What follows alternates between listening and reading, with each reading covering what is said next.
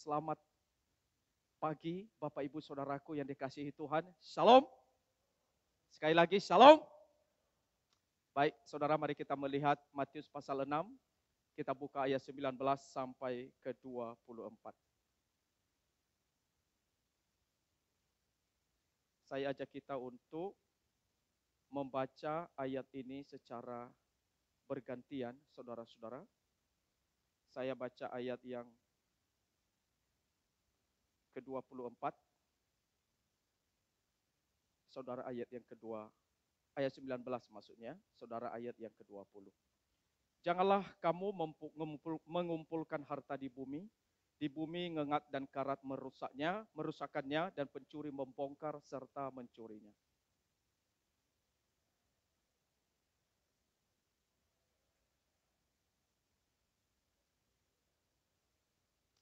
Karena di mana hartamu berada, di situ juga hatimu berada.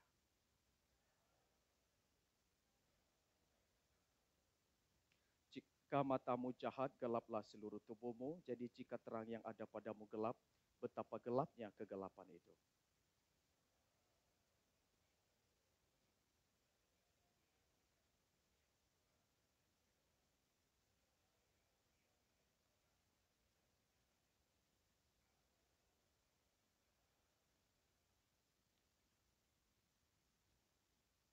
Tema yang kita renungkan hari ini, saudara, paradigma keuangan.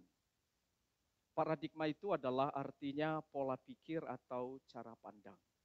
Saudara, sebagian orang tertentu melihat apa yang ada di dalam dunia ini duniawi. Jadi yang dianggap rohani itu hanya hal-hal yang terkait dengan gereja, misalnya soal pelayanan, soal misi, soal diakonia, begitu ya. Jadi mereka berpikir, saudara, hal-hal yang sekuler seperti uang, seperti seks, bisnis, media sosial, itu dianggap tidak rohani, saudara. Jadi hal-hal yang terkait dengan dunia itu di blacklist, seperti bukan rohani. Apakah betul demikian, saudara-saudara? Sebenarnya tidak semua yang ada di dunia ini duniawi.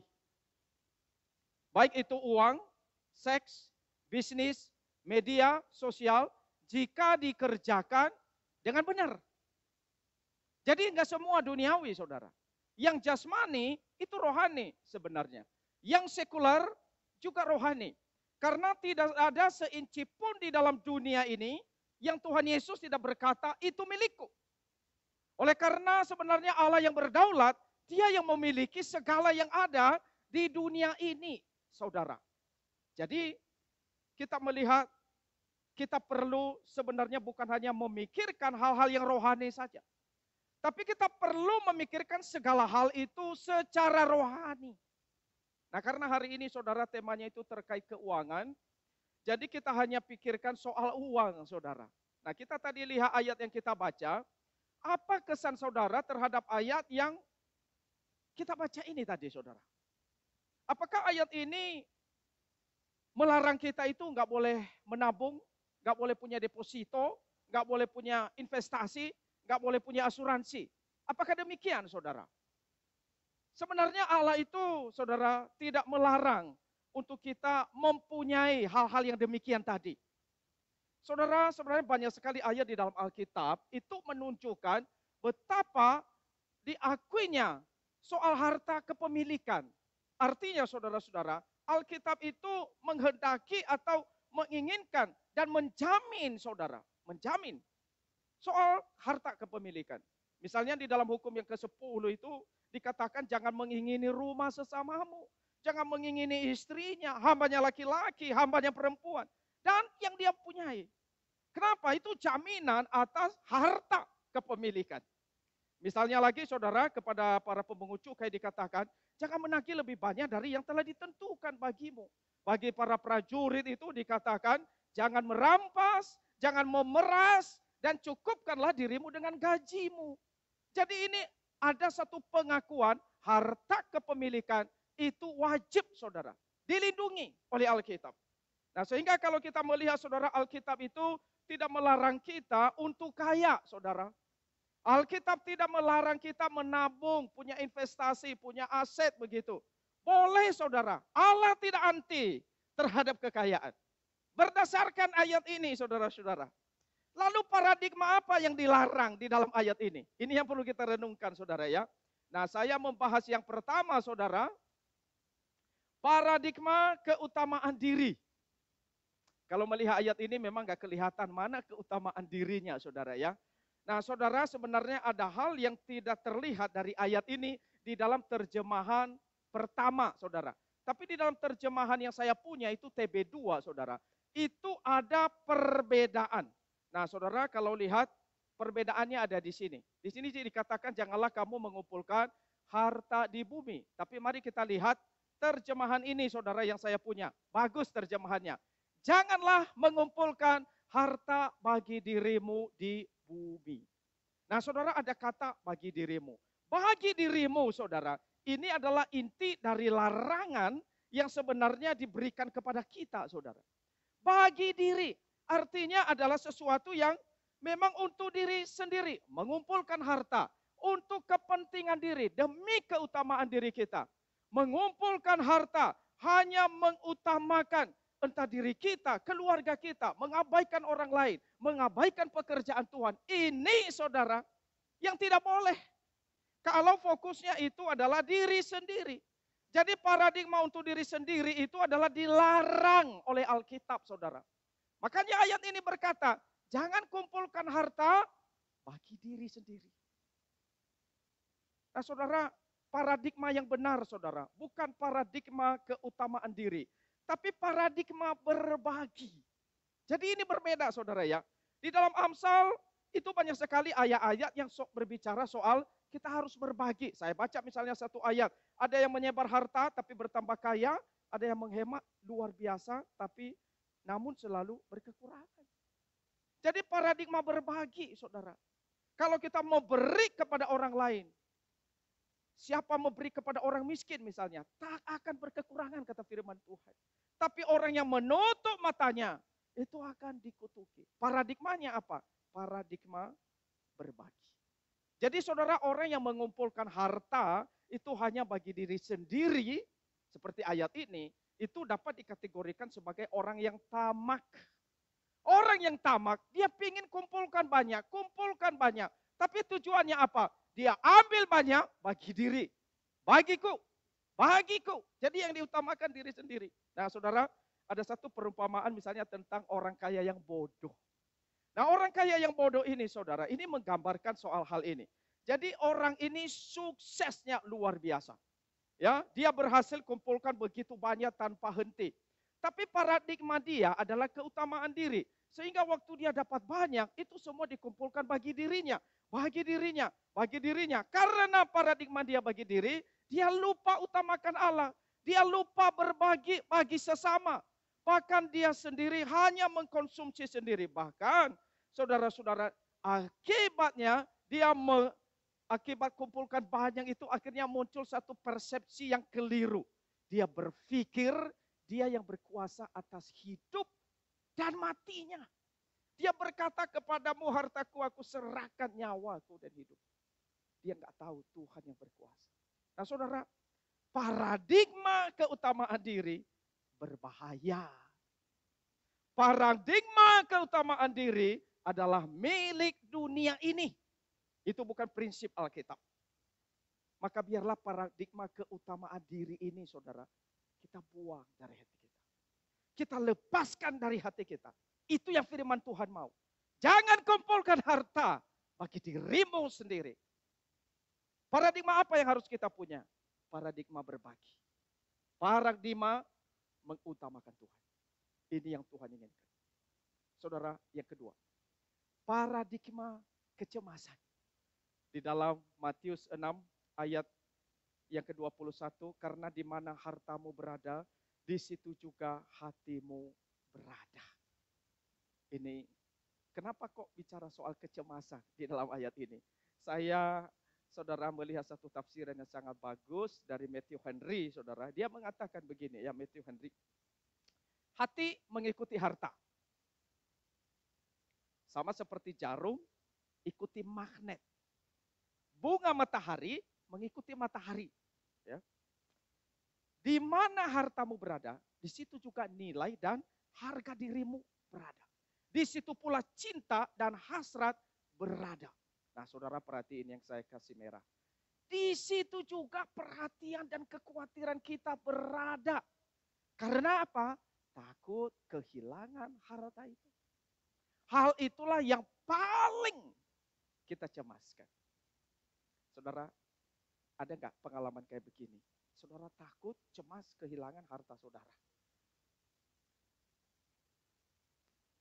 Ini ada gambar keong atau bekicot ya. Ini gambarnya. Saudara, bekicot hebat. Kalau kemana-mana, dia bawa rumahnya. Benar nggak? Bekicot, kalau dia jalan-jalan, dia nggak takut. Kalau dia liburan, nggak takut. Dia jalan-jalan ke luar negeri, nggak takut. Kenapa saudara? Rumahnya dia bawa-bawa. Kalau saudara liburan, kalau saudara pergi, takut nggak? Cemas nggak? Cemas. Nanti kalau saya pergi nggak ada orang di rumah. Perampok masuk, pencuri masuk. Saudara kepikiran jalan-jalan sih iya. Orangnya ada di luar negeri, tapi otaknya ada di Indonesia. Bagaimana rumah? Aman nggak? Dan sebagainya. Mama saya, saudara. Waktu saya kecil ya. Ma, ayo ke gereja hari ini. Mama saya bilang, aku nggak mau ke gereja. Kenapa? Kalau saya ke gereja, siapa yang jaga rumah? Loh, kenapa rumah dijaga? Nanti kalau perampok, pencuri datang, bagaimana? Akhirnya dia nggak gereja, saudara. Cemas. Kenapa? Dia takut kehilangan ubi, pisang yang ada di rumah ya. Itu isi rumahnya, ada pisang, ada ubi, ada apa-apalah. Nggak ada harta yang terlalu berharga. Tapi itu pikiran orang, saudara. Sehingga ada orang itu takut jalan-jalan, takut pergi kemana-mana. Dia tinggal di rumahnya, khawatir apa yang di belakang. Saudara, itu sering terjadi pada kita. Cemas. Ada orang, saudara, dia rela pakai bodyguard. Entah jaga dia kemana-mana gitu.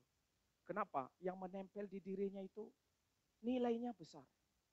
Saudara kalau lihat di TV itu ada orang kayak gini-gini ya. Ada nggak? Masih ingat nggak orangnya? Yang nempel di sini itu berapa M itu ya? Dia cuma gini-gini doang. Tapi jangan salah itu. Ya, banyak orang itu yang nempel di sini udah miliaran. Yang nempel di sini miliaran. Di sini semua sampai seluruh badan. Baju yang dia pakai, jam tangan. Waduh.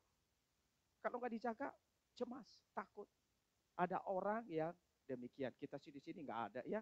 Pergi ya pergi aja, nggak ada yang dikhawatirin ya saudara-saudara ya.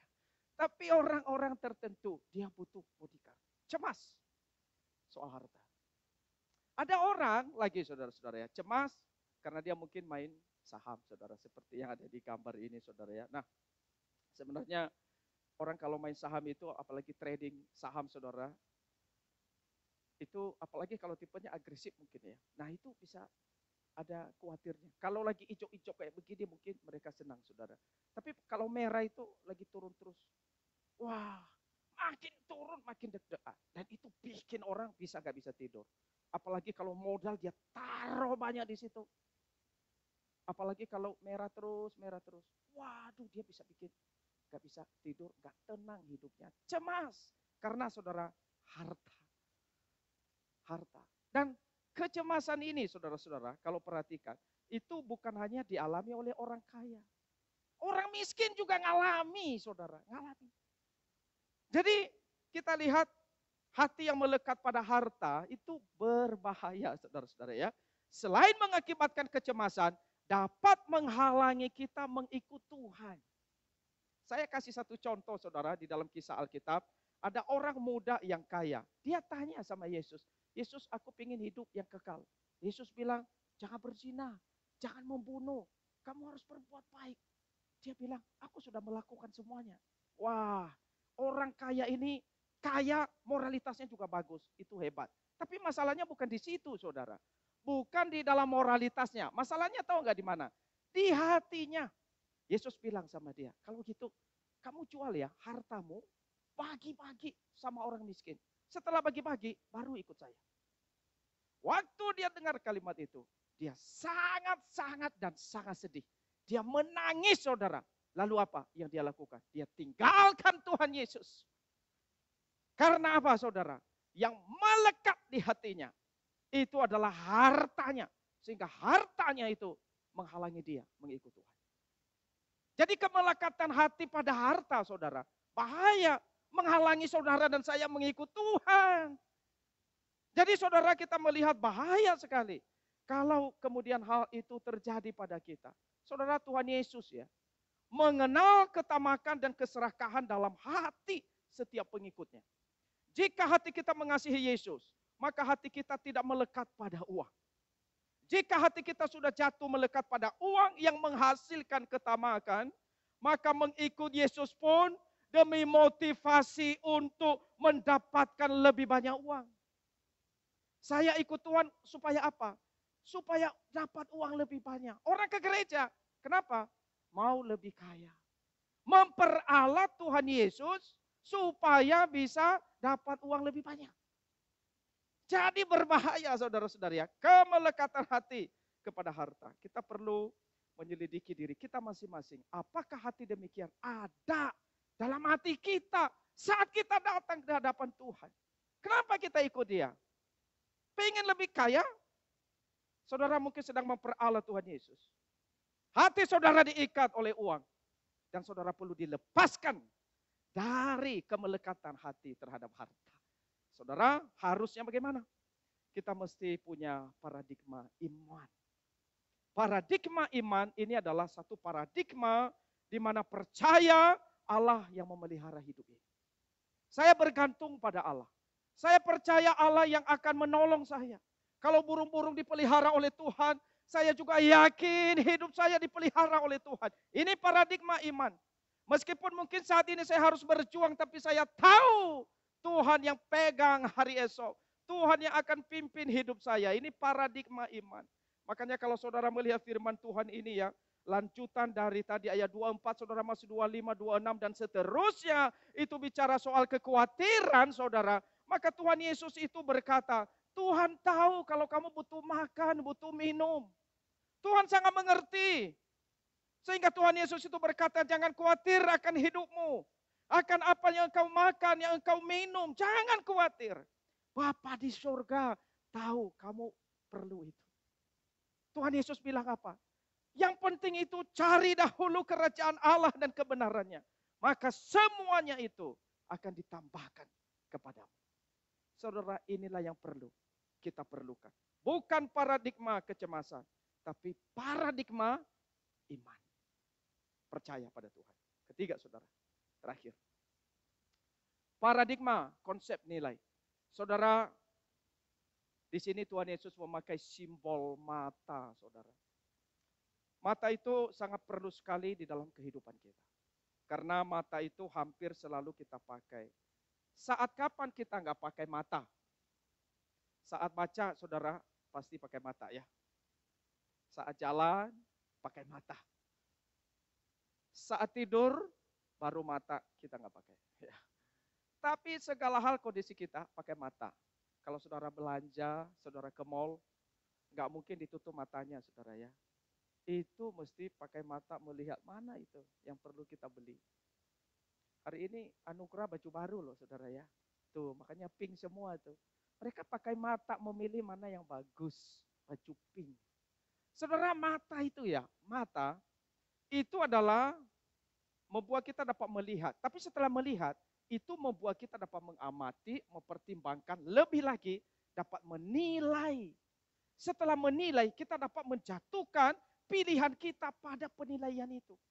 Jadi mata itu cara pandang di dalam kita melihat sesuatu, menilai sesuatu, mengamati, menganalisa sesuatu, sampai akhirnya kita pilih. Jadi mata itu nggak main-main. Kalau mata kita baik, pilihan kita baik. Kalau mata kita jahat, saudara, saudara akan memilih hal-hal yang jahat. Memang ini mata ini bukan hanya berdiri sendiri. Mata terkait daripada yang di dalam. Mata hati, mata iman. Semua itu terkait. Nah, saya kasih contoh, saudara. Rabu lalu saya khotbah tentang Abraham dan Lot, saudara ya. Saya ada menyinggungnya. Lot itu kan ponakannya Abraham. Abraham bilang sama Lot, kita jangan tengkar ya. Kalau kamu ke kanan, aku ke kiri. Kalau kamu ke kiri, aku ke kanan. Lot itu akhirnya dia layangkan pandangannya. Dia lihat, saudara. Dekat di sungai Yordan itu, dekat Yordan itu. Wah itu kayak di situ tuh, kalinya banyak, airnya banyak. Oh dia pilih dekat sana. Tapi firman Tuhan berkata, ternyata lembah Yordan itu juga berkemah orang Sodom. Siapa orang Sodom? Itu adalah mereka sangat jahat dan berdosa terhadap Tuhan. Itu Kejadian 13 ya, ayat yang ke-13. Tetapi karena saudara, orientasi daripada Lot ini adalah dia harta saudara. Dia pilih yang dekat Sodom. Walaupun di sana banyak orang jahat. Tetapi kenapa dia pilih saudara? Dia punya konsep nilai yang salah. Yang dia pikirkan itu apa? Harta, harta, dan harta. Bagaimana dia bisa dapat lebih banyak? Makanya dia lewati pamannya yang semestinya dia hormati, hargai pamannya itu. Abraham, justru dia seperti nggak tahu etika. Harusnya ini buat pamannya. Tapi dia pilih yang terbaik buat dia. Dan dia menanggung akibat resiko yang besar. Nanti ada di pasal 14, Rabu kemarin saya sudah khotbahkan, saudara bisa dengar rekamannya atau bisa baca saudara. Itu akhirnya dia ditawan musuh dan banyak lagi kerugian lainnya. Dan secara rohani begitu berbahaya bagi Lot ini. Karena apa? Konsep nilai yang bermasalah. Satu lagi saudara, konsep nilai yang bermasalah itu dialami oleh Esau. Esau saudara, hanya gara-gara kacang merah, karena dia lapar. Dia berani jual hak kesulungan. Nah saudara, bayangin ya, konsep nilai Esau ini betapa rusaknya.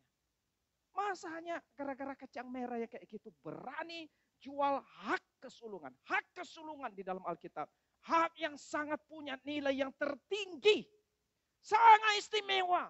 Tapi ia rela lepaskan. Kenapa? Konsep nilainya salah. Kenapa banyak orang Kristen tersesat, rusak hidupnya? Karena konsep nilai kita salah, saudara. Salah. Konsep nilai, paradigma nilai, konsep nilai itu penting banget, saudara. Mana yang paling penting, mana yang paling berharga, itulah yang perlu, saudara, untuk kita miliki dalam hidup ini. Maka saudara, saya tunjukkan satu hal. Kita perlu memiliki konsep nilai yang benar. Nilai hidup kita ditentukan seberapa besar dedikasi kita kepada Allah. Sekali lagi saudara, nilai hidup kita ditentukan seberapa besar dedikasi kita kepada Allah. Makanya di dalam ayat 24 itu dikatakan, kita nggak bisa mengabdi kepada dua Tuhan. Kita harus bisa pilih salah satu. Mau Tuhan atau mau mamon. Saudara, mereka yang mengabdi kepada Allah akan mengumpulkan harta di surga yang tidak dimakan ngengat dan karat. Tetapi mereka yang punya konsep nilai yang salah akan menghabiskan waktunya, energinya, kekuatannya untuk harta yang sementara di bumi ini. Saudara, kita sekarang ini, saudara dan saya, kita ada di posisi mana? Ada di kelompok mana? Apakah kita seseorang yang sungguh-sungguh mengumpulkan harta di surga? Atau saudara mengumpulkan, sedang berjuang untuk hanya nilai-nilai harta sementara di dunia ini? Mari saudara, melalui firman Tuhan hari ini, kita buang paradigma keutamaan diri, paradigma kecemasan. Kita miliki konsep nilai yang benar, paradigma berbagi, paradigma mengutamakan Tuhan, paradigma yang benar, yang sesuai, yang diinginkan oleh Tuhan. Tuhan Yesus memberkati kita. Mari tundukkan kepala kita.